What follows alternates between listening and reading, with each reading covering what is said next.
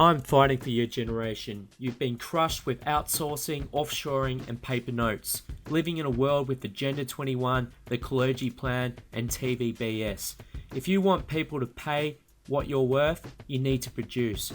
Let's go on a journey and succeed in the digital realm.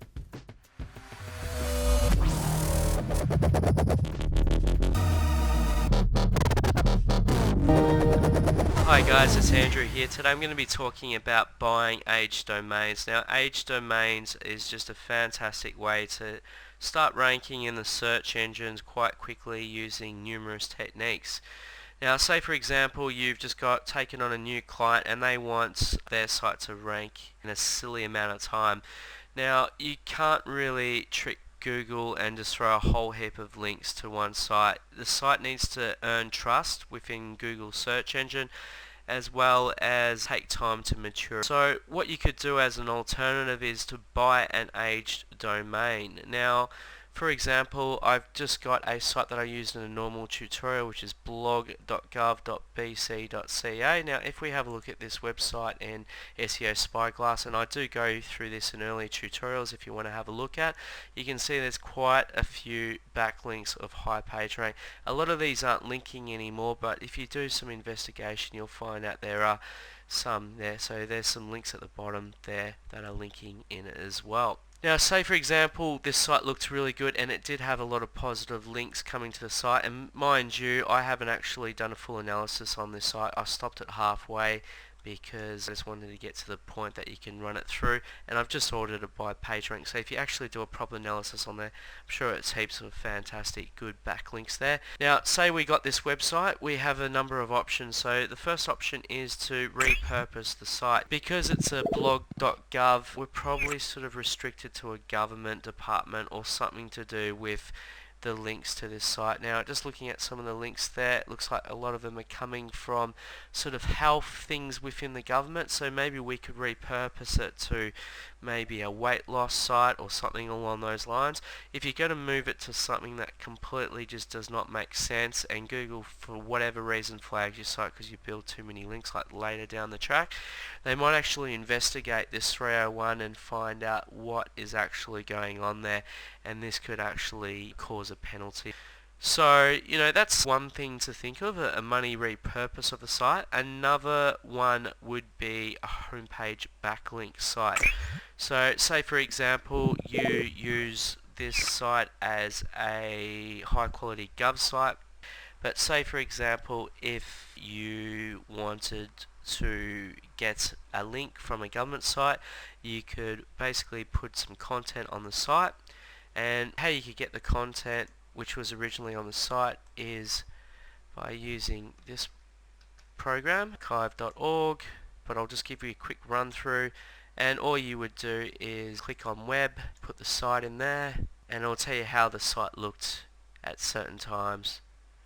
I'm just waiting for that to load up. Just while that's loading up, I'll just talk about what else you could use it as. So you could use it as a backlinking satellite site to link to your site, and also you could do a 301 redirect, which would basically hijack the backlinks and send them to a brand new site. So say for example, if you wanted to register a brand new weight loss site and you had this perfect domain name but it had no links aiming at it, then you could send all the links to that site, which is just on this page here, all those links to the new site. So it's almost like it's got the authority of an older site.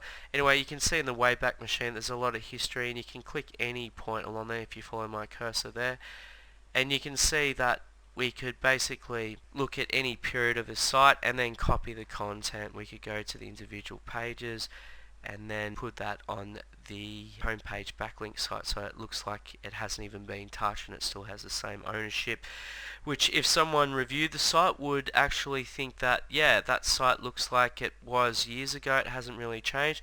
Or you can just get new content and change the site a bit. It's really up to you. Back to 301ing the backlink links from an old site to a brand new web domain. That's just another fantastic method to transfer link juice. Now, how this works, Google's actually set this up because often large companies have mergers.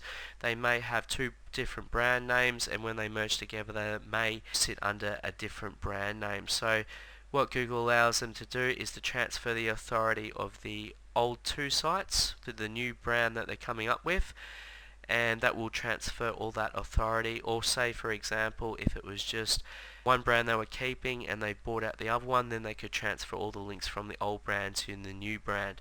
You can run into some troubles when you do that. However, it is pretty safe, and I guess if you did run it, you could basically speak to the Google guys and go to the reconsideration tool and explain the circumstances of it.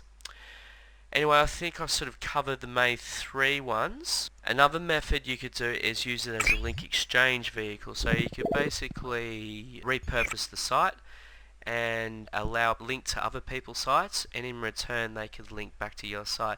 Now you probably don't want to do more than 10 outbound links from a site, but if you think about it, if you bought one PageRank 4, PageRank 5 site and link to 10 other people off that page, you could then get 10 other links in return aiming at your sites or your client sites or whoever's sites to boost your page rank on those sites. You can go to places like Digital Point, which is a great trading place. So this is the example. So Digital Point's just a great place for a number of things. Section, search engine optimization. I forget the section that you can actually buy links, but I think if you just type in the search bar up there, we'll be able to find it. Buy links. Let's see what comes up. Okay, so selling weight loss and fitness. This person selling web design links. So you can go in there and barter with them. You need to do your due diligence testing to make sure that they're not selling you fake domains. So some good due diligence would be to check to see if it's fake PageRank. So what I've done here is I'll put the site in plus a URL, and that'll show all the pages with PageRank. As you can see, the main pages are 5s, got a few 4s and a few NAs there. So technically, if you bought this site, you could have maybe 10, 20, 30 pages of high PageRank that you could link to other sites. So it could be a really good way of boosting your PageRank. Another way just to find out a little bit more about the site is to type info, and I'll just have to fill this in. So this verifies it's a PageRank 8, the home page. Now if that domain does not match up with what we've got at the top, it may mean it's a fake domain. Now it's actually dropped the blog bit. So if we look at this site over here, I've actually written info.gov.bc, and we can actually see that this domain matches up with that. So it is the same site and it is a PageRank 8. So we can actually verify that is the actual right site. We need to make sure that we have PageRank 8 or 9 links aiming at this site, because if we don't have PageRank 8 or 9 links aiming at the site, chances are it will drop. So for example, I haven't actually gone through all the links on this site, but you can see that the highest page rank is 6 at the moment. I'm sure if we did a full analysis of this whole site, we might find an 8 there hidden there as well. Anyway, I think that sort of covers that bit there. Okay, continuing on, just other ways that we could use the site. We could use it as a satellite site that I've already talked about. We could use it to hijack DMOs or Yahoo backlinks, and we could also use it as a way to get traffic from it as well. Some domains just have a natural amount of traffic coming to that domain. If a lot of people are typing it in, say it used to be a popular, say, radio station or something that just people used to go to a lot, what we can do is just 301 that to a brand new site, and that traffic will just continue onto that site. I find that technique doesn't work that well unless it's really relevant to the old expired domain that's being 301 to the new. If it's in the same niche, people will probably stick around, but at the same time, if the traffic will probably die down as time goes on, because if people just don't see that domain anymore, people are just going to forget about it and probably not type it in anymore. So it's probably more of a short-term sort of thing if you want to get heaps of traffic. Probably wouldn't recommend that one the most. And also, in the past, people used to use domains as a blogbot backlink as well.